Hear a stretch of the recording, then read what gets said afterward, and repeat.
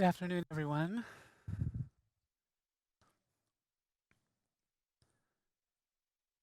This is Scott James, soon to be Scott James Christopher Madden.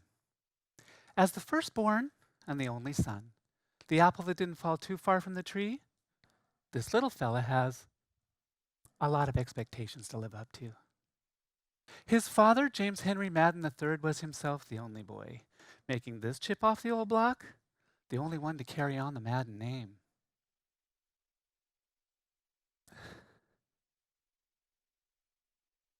So Scottie Jim has a lot of weight on those tiny little shoulders, wouldn't you agree? But just like his father before him, he'll be expected to carry that weight with an aplomb and a nonchalance and a savoir-faire and a few other highfalutin words that make the speaker seem either presumptuous or articulate, right? Depending on the crowd. Oh, and speaking in the third person, that's going to become as natural as standing before you today. I love my father, and so does everyone else. Our house was forever going to be a refuge for just about everyone, but particularly young men, who each idolized my father over even their own. The alpha dog of one of these teenage wolf packs was a young man by the name of Les, who not only wanted to spend every waking moment basking in my father's glow, but he was also my babysitter. He would do anything for Big Jim. I was constantly hearing how grateful I should be to have my father as my father. I mean, let's be real. He is going to be a tough act to follow. He didn't just light up a room, he commanded it. He played it like a Stradivarius or a Stratocaster, again, depending on the crowd. Everyone was constantly looking forward to the day where I would step up and step in and carry on my father's legacy. It was my rightful place. And it fit me about as well as the pretty pink rain boots that I traded one rainy afternoon with my bestie Susie, who lived next door. It was actually Susie's idea. She was completely jealous of my black and yellow striped fireman's rain boots. But I was smitten by the shiny pinkness of hers, despite them being almost 2 sizes too big. We were just two happy little girls, reveling in a win-win situation, giggling, rolling on my bedroom floor amid a scattered pile of toys and stuffed animals, and life was just right. Until Les, the babysitter, appeared as if from out of nowhere. What the hell is going on? Susie immediately jams her feet underneath the bed to hide them. I don't know what we've possibly done wrong, but fear and shame is all over her face, so I follow her lead. The next thing I know, I'm being dragged from underneath the bed and thrown into the air. Pink boots? Those are for girls! Now, I don't know this at the time, but Les is going to go on to make me his personal mission. Yep. Good old Les is going to save Big Jim's son from herself. And over the next couple of years, he makes it horrifyingly clear. There's something really wrong with me. Each night I would pray to God, God, please give me back my body. They all think that I'm supposed to be a boy. It never worked. Now the whole world and even God is on Les's side, including the mirror. Look at you. Ugh. Everyone says that you are all boy. I stopped looking in the mirror. I couldn't take its lies. But the truth of me was getting swallowed by supposed to be. Oh yeah. I've had a supposed to be list since before I could remember. Supposed to be good in school. Supposed to take care of my little sisters. Supposed to be good in sports. Supposed to go to college. Supposed to make my parents proud.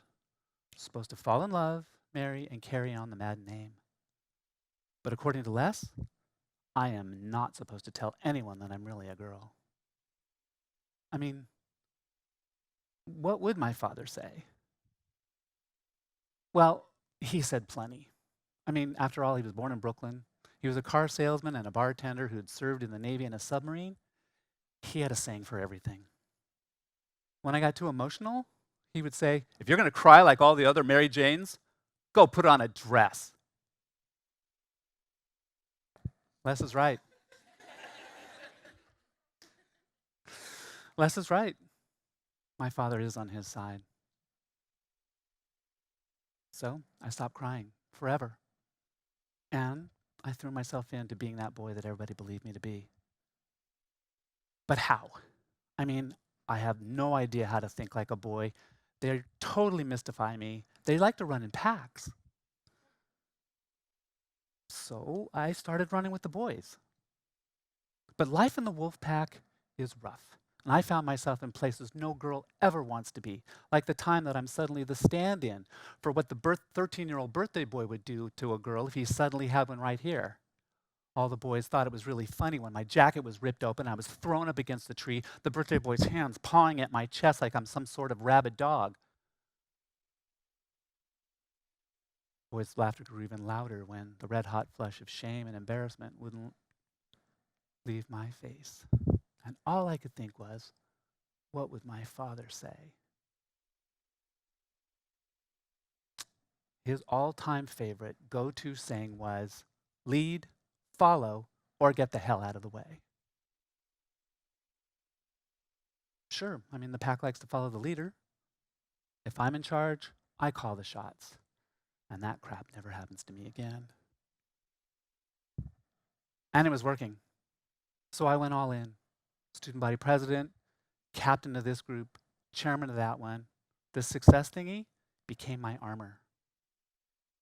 I made the varsity football team as a sophomore, a whole year early. College scouts were watching me from the stands. I must be doing okay. I'm living up to expectations. All while living in a private hell. Nobody knows that I'm involved in a daily fight to the death with an invisible assailant that you would probably call panic attacks. I just called the hijacker. I tried to erase each assault from my memory, even as it was trying to tear me apart, gambling that it would just go away. Imagine trying to act as if nothing at all is wrong as someone is hammering iron spikes into your flesh one by one while you're being dragged through fire. I'm not exaggerating. You can't breathe, you're sweating all the time, and you're all alone. One thought constantly tortures you, worming its way into every single thought that you have. You are a girl, but you can't be one. You are a girl, but you can't be one. The hijacker lurked on the outside edge of every one of my waking thoughts, but once a month, I had to brace myself for a full-on attack. These attacks would last 3 to 4 days until I could actually wrest my mind out of its tentacles. Then I would take over the beat down for the next couple of days because, why not? You could have stopped this, but you didn't. You should have stopped this last time, but again, you didn't. You would have stopped this if you weren't so weak. What would your father say? Oh, you mean the guy that thinks that second place is actually just the first loser? Oh, I know what he would say. Coulda, shoulda, woulda are the 3 adjectives of a loser. But I'm no loser. And Daddy, those aren't adjectives. But seriously, check me out. Supposed to do well in school. Check. Supposed to look after my little sisters. Check. Supposed to do good at sports. Football, basketball, baseball. Check, check, check. Supposed to go to college. Work in progress. What's next? Supposed to make my parents proud. Yeah, mostly check. When my mother passed away, my father lost his everything. And that day that everyone had all been looking forward to for all of my life came. I stepped up and I stepped in for my father and I held him up and my sisters as we all got through our grief. And my father was grateful. So that counts, right? Check.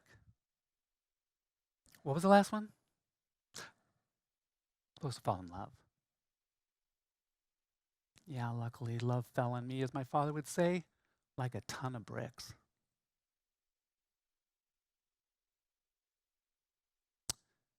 There was a pearl of light that would dance on my lips after every one of Marcie's kisses. Not even that stopped gender dysphoria. But 30 years ago, on a spring afternoon, just this April 29th, we were married. And I became that guy, that romantic king that made all of Marcie's dreams come true. I invented new ways every day to celebrate her love and our marriage. And no, Marce had no idea that I was locked in a daily cage fight with my lifelong enemy. Let's be clear.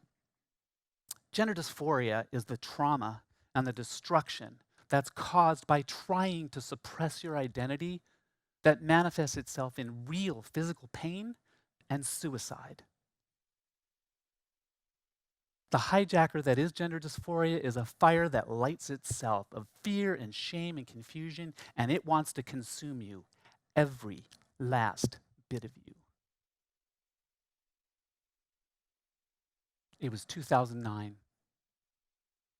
My career is on fire. I am rising through the manly man, testosterone-fueled world of survival reality television. I'm on my way to becoming a showrunner. I'm finally making good money. I'm able to buy Marce her dream house in the hills. And the hijacker hasn't left after his customary 3 days, but has instead laid siege to me for over 2 weeks. This entire time, I haven't slept, I haven't eaten, I haven't done anything except pretend to be okay. I am hiding that I'm hyperventilating. An elephant has decided that my chest is its love seat. I am too scared to ask anyone for help, too freaked out that this is not going away this time. It's a cool, dark Saturday morning. Marcie opens a sleepy eye to stare at the wraith of her husband standing at the foot of her bed holding 2 steaming cups of coffee. And she checks the clock. My love, it's 5 a.m. I have no idea how I got here. I don't remember making the coffee. And I think the technical term for what I did next is called vomiting. The truth of me and the hijacker and everything all at her feet.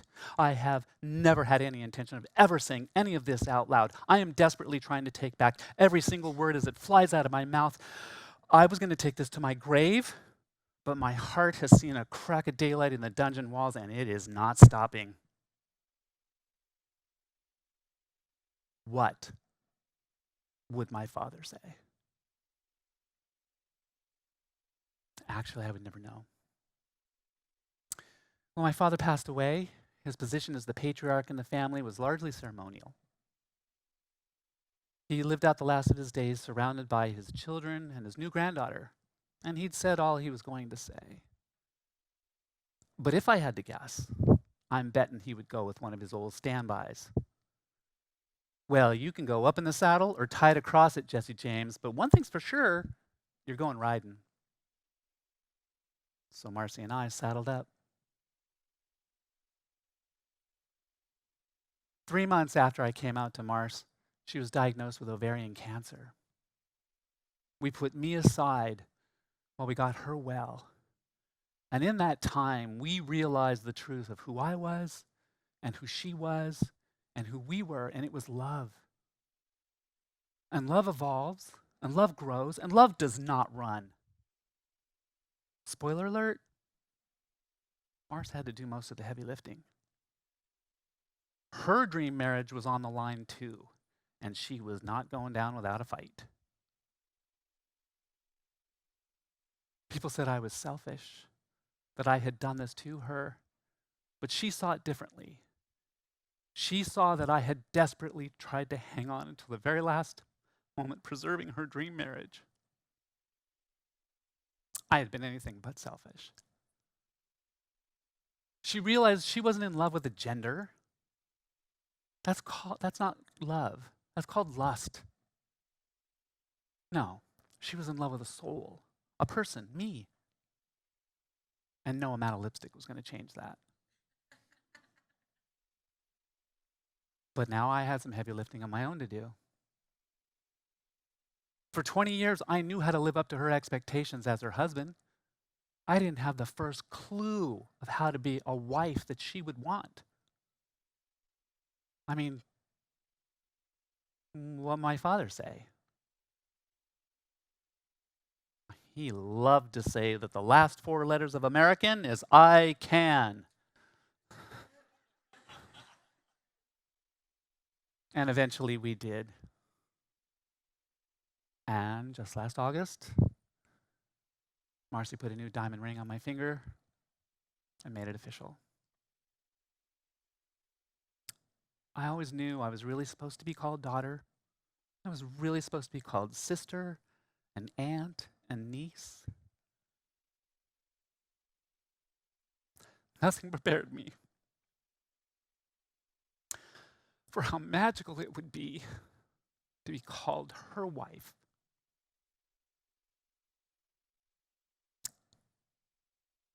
And I never dreamed, though, that I would be called her widow.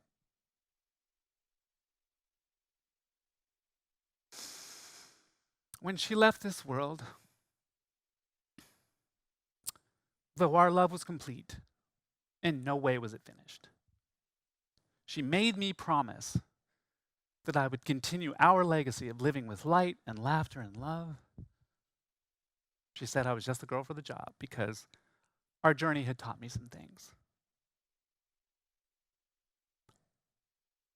I know that I had to agree to live up to the expectations of others. So I can't blame them for setting the bar so low. But living up to my father's expectations did lead me to Marcie and to true love and to the place where I could now start living up to my own. I am the woman I am today because the bottom line of all the things that my father said to me is this: he expected me to expect better of myself, to be strong, to stand up, and be his daughter. Finally, I am who I'm supposed to be. Of all the things my father said to me, my go-to is also lead, follow, or get the hell out of the way. All my life growing up, I always thought that what he was really trying to tell me was to just focus on the lead part, and he was just paying lip service to the other two. It took me all this time to realize that what he was really trying to tell me all that time was that the key to my life is to lead, follow, or get the hell out of the way of my own heart. Thank you.